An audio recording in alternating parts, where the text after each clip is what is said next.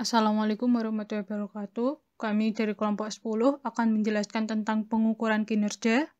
Anggota kami yaitu 1. Rizka Wahyuning Tias, NIM 2019 12232.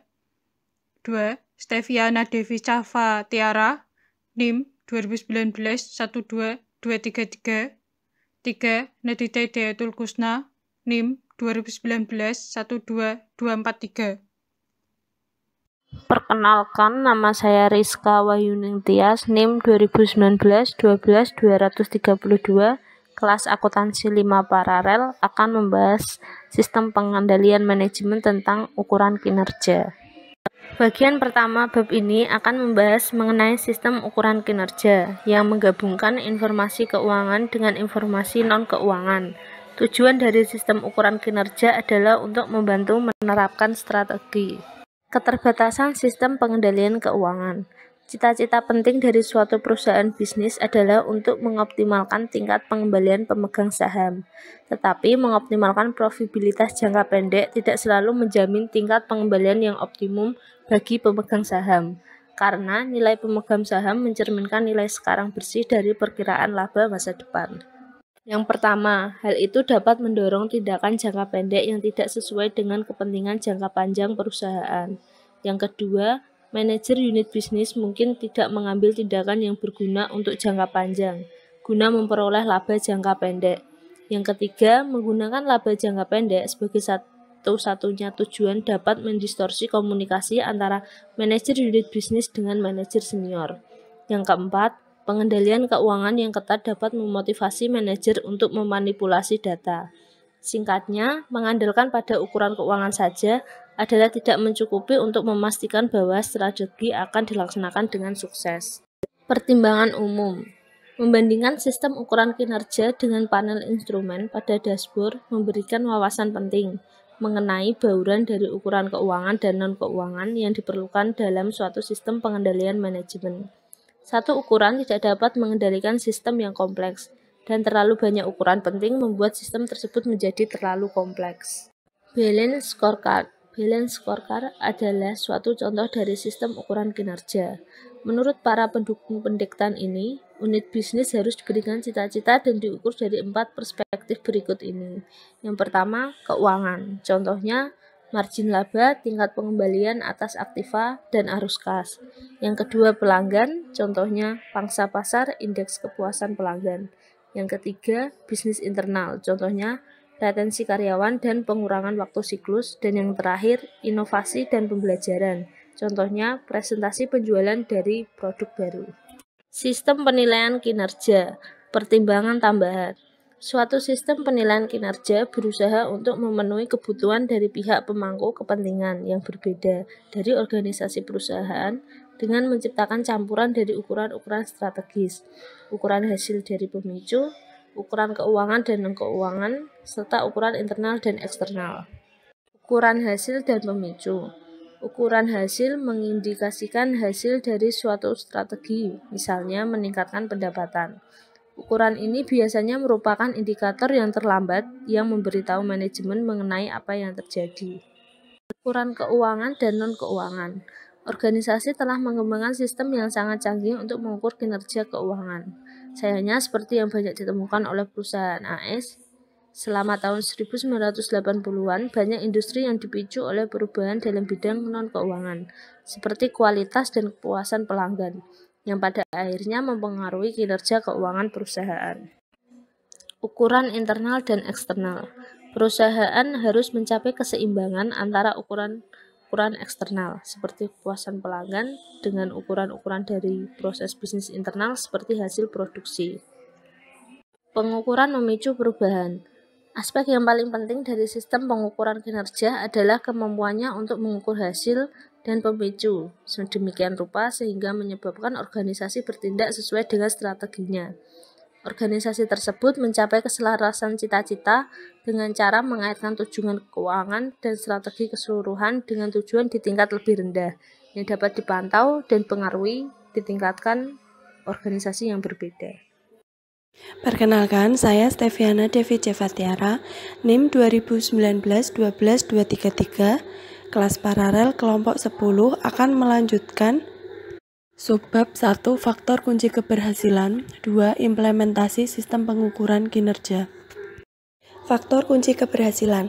Ada 2 variabel kunci, yang pertama berfokus pada pelanggan dan yang kedua berkaitan dengan proses bisnis internal. Variabel kunci yang berfokus pada pelanggan antara lain pemesanan. Idealnya, pesanan penjualan yang tercatat karena perubahan yang tidak terduga dalam variabel ini dapat berakibat pada masa depan seluruh bisnis. Kedua, pesanan tertunda. Sebagai suatu indikasi mengenai ketidakseimbangan antara penjualan dan produksi, pesanan tertunda dapat menandakan ketidakpuasan pelanggan. 3. Pangsa pasar. 4. Pesanan dari pelanggan kunci dapat mengindikasikan di awal mengenai keberhasilan seluruh strategi pemasaran. 5. Kepuasan pelanggan. Hal ini dapat diukur melalui survei, pendekatan, dan jumlah surat keluhan. 6. Retensi pelanggan dapat diukur melalui lamanya hubungan dengan pelanggan. Yang terakhir, loyalitas pelanggan dapat diukur dalam pembelian berulang, referensi yang diberikan oleh pelanggan dan penjualan ke pelanggan tersebut sebagai persentase dari total kebutuhan pelanggan untuk produk atau jasa yang sama. Yang kedua, variabel kunci yang berkaitan dengan proses bisnis internal, yaitu utilitasi kapasitas, di mana biaya tetap adalah tinggi, pengiriman tepat waktu, perputaran persediaan, kualitas, dan waktu siklus. Implementasi sistem pengukuran kinerja. Implementasi ini melibatkan 4 langkah umum, yaitu 1. Mendefinisikan strategi. Cita-cita organisasi dinyatakan secara eksplisit dan target telah dikembangkan. 2. Mendefinisikan ukuran-ukuran dari strategi, yaitu mengembangkan ukuran-ukuran guna mendukung strategi yang telah dinyatakan. 3.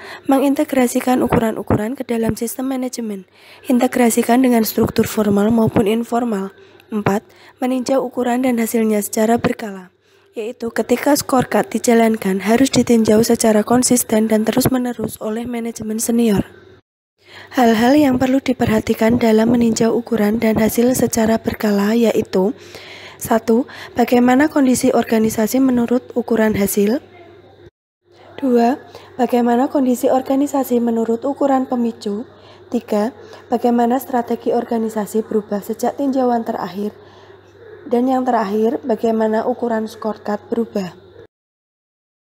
Aspek yang paling penting dari tinjauan ukuran dan hasil secara berkala yaitu menginformasikan kepada manajemen mengenai apakah strategi tersebut telah dilaksanakan dengan benar atau seberapa berhasil strategi itu bekerja. Yang kedua, menunjukkan bahwa manajemen serius mengenai pentingnya ukuran-ukuran ini. Yang ketiga, menjaga agar ukuran-ukuran tersebut sejajar dengan strategi yang selalu berubah. 4. Memperbaiki pengukuran.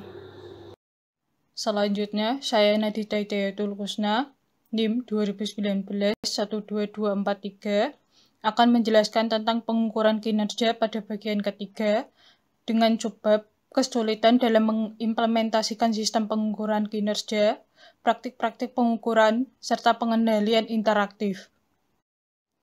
Yang pertama, ada kesulitan mengimplementasikan sistem pengukuran kinerja yang terdiri dari A. Korelasi yang buruk antara ukuran non-keuangan dengan hasilnya. B. Terpaku pada hasil keuangan. C. Ukuran-ukuran tidak diperbarui. D. Terlalu banyak pengukuran. Dan E. Kesulitan dalam menetapkan trade-off. Penjelasannya yaitu A. Korelasi yang buruk antara ukuran non-keuangan dengan hasilnya. Sederhananya, tidak ada jaminan bahwa profitabilitas masa depan akan mengikuti pencapaian target di bidang non-keuangan manapun. Ini merupakan masalah yang serius karena ada asumsi yang melekat bahwa profitabilitas masa depan mengikuti pencapaian ukuran individual. Mengidentifikasi hubungan sebab akibat antara ukuran-ukuran yang berbeda lebih mudah diucapkan daripada dikerjakan. Ini merupakan masalah ketika mencoba untuk mengembangkan ukuran-ukuran yang mewakili untuk kinerja masa depan. Walaupun hal ini tidak berarti bahwa sistem dengan beberapa ukuran sebaiknya diabaikan. Merupakan hal yang penting bagi perusahaan untuk memahami bahwa kaitannya antara ukuran non-keuangan dan kinerja keuangan tidak begitu dimengerti.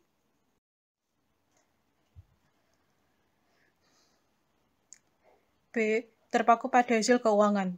Seperti yang telah dibahas sebelumnya, tidak hanya bahwa para manajer paling senior terlatih dan terbiasa dengan ukuran keuangan, tetapi mereka juga sering merasakan tekanan berkaitan dengan kinerja keuangan dari perusahaan mereka.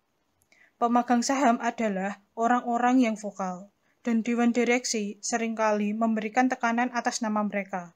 Tekanan ini dapat membebani pengembalian jangka panjang yang tidak pasti dari ukuran non-keuangan. Program insentif yang dirancang dengan buruk menciptakan tekanan tambahan. Manajer senior seringkali memberikan kompensasi berdasarkan kinerja keuangan. Hal ini dapat mengganggu keselarasan tujuan, sehingga menyebabkan manajer lebih peduli terhadap ukuran keuangan dibanding dengan ukuran-ukuran lainnya. Bahkan, perusahaan yang mengaitkan imbalan dengan berbagai ukuran mungkin saja memiliki bias terhadap kinerja keuangan yang tidak proporsional. C. Ukuran-ukuran tidak diperbarui. Banyak perusahaan tidak memiliki mekanisme formal untuk memperbarui ukuran-ukuran tersebut agar selaras dengan perubahan dalam strateginya. Akibatnya, perusahaan terus menggunakan ukuran-ukuran yang dilandaskan pada strategi yang lalu. Selain itu, ukuran-ukuran tersebut sering menimbulkan kemalasan, terutama ketika orang mulai merasa nyaman menggunakannya. D. Terlalu banyak pengukuran. Berapa banyak ukuran penting yang dapat diikuti oleh seorang manajer pada waktu yang sama tanpa kehilangan fokus? Tidak ada jawaban benar untuk pertanyaan ini, kecuali lebih dari 1 dan kurang dari 50. Jika jumlahnya terlalu sedikit, manajer tersebut mengabaikan ukuran-ukuran yang penting untuk memantau pelaksanaan strategi. Jika terlalu banyak ukuran, maka manajer berisiko kehilangan fokus karena mencoba untuk melakukan banyak hal pada waktu yang sama. E. Kesulitan dalam menetapkan trade-off. Beberapa perusahaan menggabungkan ukuran keuangan dan non-keuangan dalam satu laporan dan memberikan bobot pada masing-masing ukuran tersebut. Tetapi, kebanyakan scorecard tidak memberikan bobot yang eksplisit kepada masing-masing ukuran ini. Tanpa pembobotan semacam itu, adalah hal sulit untuk menentukan pertukaran antara ukuran keuangan dan non-keuangan. Selanjutnya, praktik-praktik pengukuran. Hasil studi Lingle dan Schiffman memberikan wawasan mengenai apa yang sebenarnya diukur oleh sebuah perusahaan, kualitas yang dilihat dari ukuran-ukuran ini, serta ukuran apa yang dikaitkan dengan kompensasi. Yang pertama, atau A, jenis ukuran.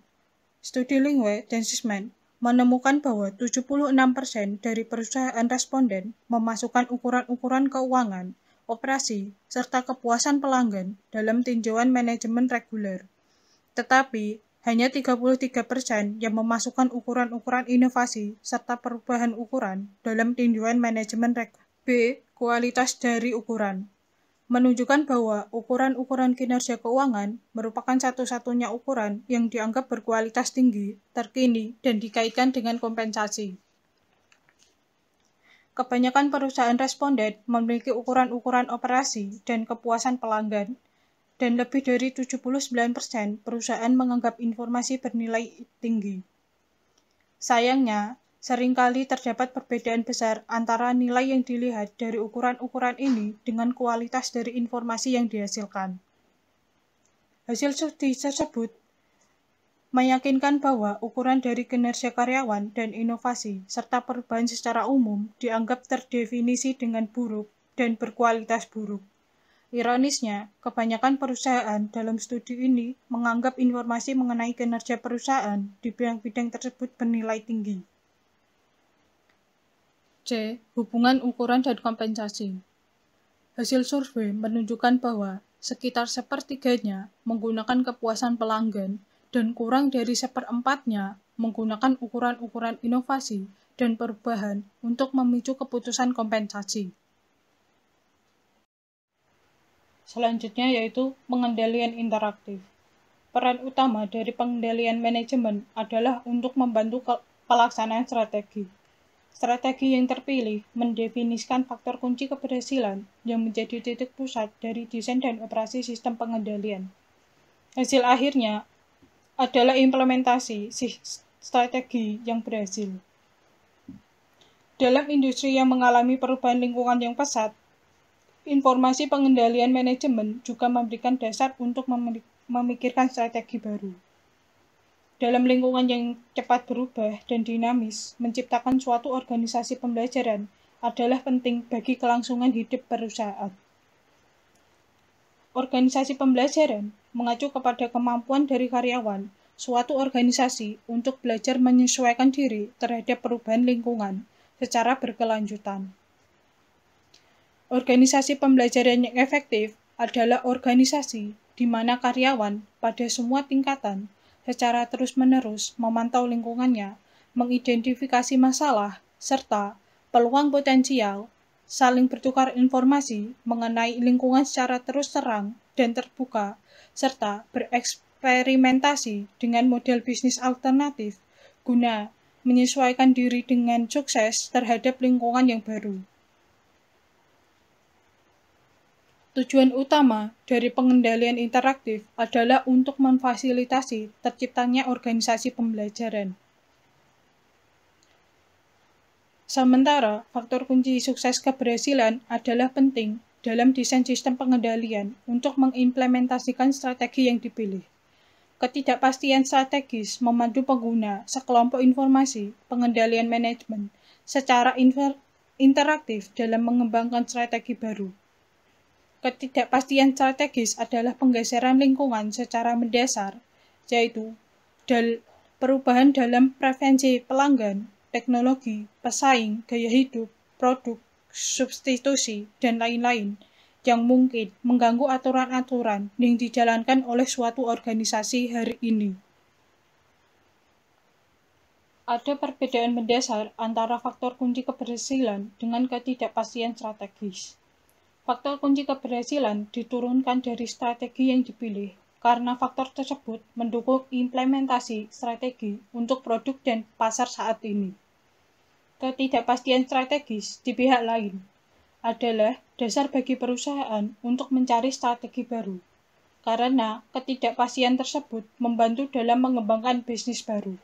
Ketidakpastian strategis menghasilkan pertanyaan, bukan jawaban, seperti apa yang telah berubah dan mengapa hal itu berubah, serta lain-lainnya.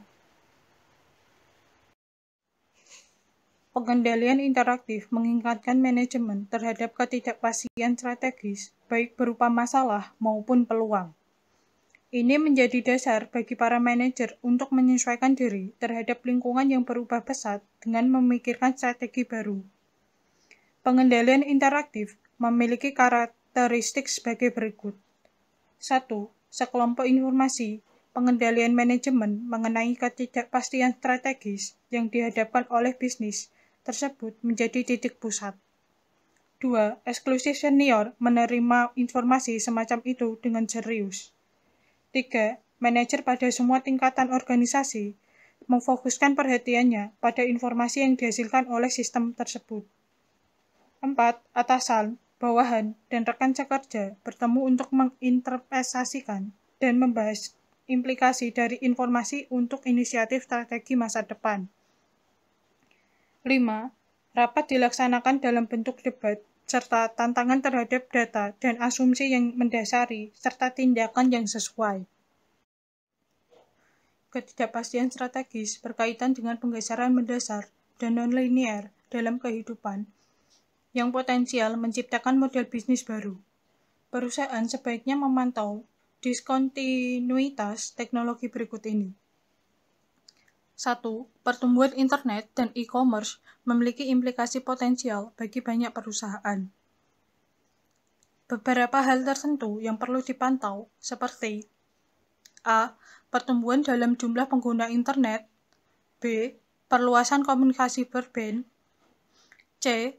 Munculnya interface tunjuk dan klik yang didasarkan pada standar yang terbuka, murah untuk dipasang dan dioperasikan, serta global. D. Meningkatnya kekuatan teknologi komputer dan komunikasi. E. pertumbuhan dalam komunikasi seluler, baik untuk telepon maupun akses internet. Serta F. Pengembangan dan penggunaan teknologi, pengenalan ucapan dan teknologi penerjemah bahasa berbasis mesin yang memungkinkan orang untuk berbicara atau menulis dalam bahasa yang berbeda guna berkomunikasi satu sama lain pada waktu yang sama. 2. Teknologi pemusatan akan memiliki dampak-dampak berikut ini. A. Pemusatan suara, data, dan gambar memiliki implikasi bagi perusahaan yang beroperasi dalam industri produk elektronik, konsumen seperti Philips, telekomunikasi seperti British Telecom, dan komputer seperti IBM. B. Integrasi teknologi kimia dan digital memiliki pengaruh terhadap perusahaan-perusahaan seperti Eastman Kodak. C. Bauran hardware dan software memiliki pengaruh terhadap perusahaan-perusahaan seperti Sony. D. Munculnya rekayasa dan bioteknologi tanaman membuka peluang bagi perusahaan-perusahaan dengan ilmu kehidupan seperti Novartis, Merck, dan Pfizer. 3. Miniaturisasi dapat membuka peluang bagi produsen alat-alat elektronik seperti Sony, serta alat rumah tangga seperti Whirlpool. 4. Penggeseran dari barang fisik ke jasa dengan cepat mengubah industri otomotif serta usaha barang dagang tahan lama. Diskontinuitas berikut ini yang disebabkan oleh globalisasi memiliki potensi untuk menciptakan peluang baru. Yang pertama, liberalisasi, deregulasi, dan privatisasi memiliki potensi untuk menciptakan segmen pelanggan baru yang besar dalam pasar-pasar yang baru muncul, seperti China, India, dan Brazil. Yang kedua, pesaing baru dari perusahaan yang baru muncul bisa menjadi pemain global di masa depan. Misalnya, daftar pesaing global yang bermunculan dari India, di antaranya meliputi software, farmasi, petrokimia, dan berbagai industri jasa dan manufaktur yang terverifikasi. Pengendalian interaktif bukanlah suatu sistem yang terpisah, melainkan merupakan bagian yang integral dari sistem pengendalian manajemen. Beberapa informasi pengendalian manajemen membantu manajer untuk memikirkan strategi baru. Informasi pengendalian interaktif biasanya cenderung bersifat non-keuangan, karena ketidakpastian strategis berbeda antara bisnis yang satu dengan bisnis yang lain. Maka, eksklusif senior pada perusahaan yang berbeda mungkin memilih bagian yang berbeda dari sistem pengendalian manajemen mereka untuk digunakan secara interaktif. Suatu subsistem seharusnya memiliki kondisi-kondisi berikut ini sebelum dapat digunakan sebagai sistem pengendalian interaktif. 1. Data dalam subsistem harus tidak ambigu, serta mudah dipahami, serta diinterpretasikan. 2. Subsistem tersebut harus memuat data mengenai ketidakpastian strategis. 3. Data dalam subsistem seharusnya membantu perusahaan untuk mengembangkan strategi baru.